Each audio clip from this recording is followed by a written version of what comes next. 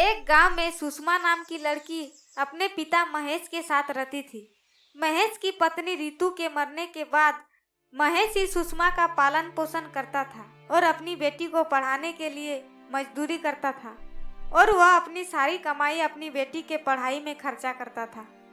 ऐसे ही दिन बीत रहे थे और एक दिन अचानक किसी दुर्घटना में सुषमा के पिता महेश की जान चली जाती है। अब सुषमा बिल्कुल अनाथ हो गई थी। सुषमा के पिता के जाने के बाद सुषमा बिल्कुल टूट जाती है और वह बहुत दुखी रहने लगती है।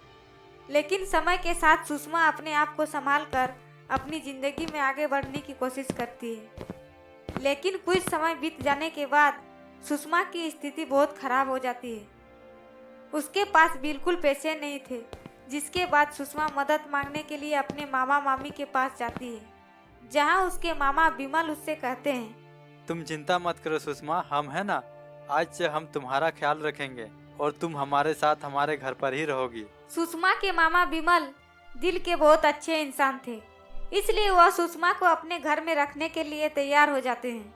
लेकिन वहीं सुषमा की मामी चंपा बहुत ही दुष्ट किस्म की औरत थी और वह सुषमा को बिल्कुल भी पसंद नहीं करती थी। और एक दिन वह विमल से कहती है, अरे आपकी तो मति भ्रष्ट हो गई है, जो इस अनाथ लड़की को हमारे घर में रखे हुए हैं। लेकिन मैं और नहीं सुनूंगी, मैं उस अनाथ लड़की को मुफ्त की रोटी तोड़ने नहीं दे सकती। अरे मेरा घर कोई धर्मशाला नहीं है कि कोई भी मुंह उठाकर यहाँ आकर रहने लगेगा। चंपा, ये तुम कैसी बातें कर रही हो? सुषमा मेरी बहन की बेटी है और उनके जाने के बाद हमारे अलावे उसका है ही कौन? अगर ऐसे समय में हम उसका साथ नहीं देंगे तो वो बेचारी जाएगी कहाँ? अरे कहीं भी जाए वो, मुझे इससे क्या। लेकिन तुम मेरी बात कान खोल कर सुनो, अगर तुमने उसे नहीं निकाला ना तो मैं हमेशा के लिए ये घर छोड़कर चली जाऊंगी, फिर रहना अकेले अपनी उस बहन की बेटी के साथ। इधर सुषमा कमरे के बाहर खड़ी अपनी मामी की सारी बातें सुन लेती है और उनके दिल में अपने लिए इतनी नफरत देख सुषमा को बहुत बुरा लगता है और वह उन लोगों को बिना बताए उन लोगों का घर छोड़कर चली जाती है। इस तरह सुषमा के पास जीने के लिए कोई सहारा नहीं बचता है, वह पूरी तरह से अकेले हो जाती है। हे भगवान, अब मैं क्या करूं, कहां जाऊं? मेरा तो अब इस दुनिया में कोई नहीं है। ऐसे ही उस दिन के बाद सुषमा रोड पर ही अपना दिन गुजारने लगती है और कई दिनों से भूखे पेट रहने की वजह से सुषमा के पेट में बहुत तेज दर्द होने लगता है और उससे अब और भूख बर्दाश्त नहीं हो रहा होता है, जिसकी वजह से वह लोगों से भीख मांगकर अपना पेट भरना शुरू कर देती है। ऐसे ही कुछ दिन बाद एक होटल में कुछ लड़कियां बैठकर खाना खा रही होती है। उन्हें देख सुषमा की भूख और भी ज्यादा बढ़ जाती है और सुषमा उन लड़कियों से कहती है, कृपया करके मुझे कुछ खाना दे दो, मैं कई दिनों से भूखी हूँ, मुझसे और भूखा नहीं रहा जाता। अरे तुझे खाना चाहिए, हम तुम्हें खाना देंगे, पहले तू हमें डांस करके दिखा। सुषमा मजबूरी में डांस करने लगती है।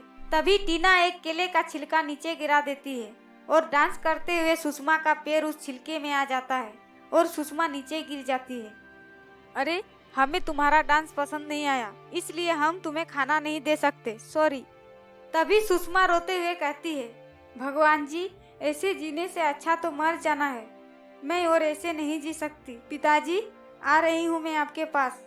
इतना बोलकर सुषमा पास के एक कुएं में छलांग लगा देती है और वह एक बहुत ही सुंदर दुनिया में आ जाती है और उसे वहाँ एक परी मिलती है और वह परी उससे कहती है, बेटी, ये तुम क्या करने वाली थी? जान लेना तो पाप है, फिर तुम ये पाप क्यों करने जा रही थी बेटी?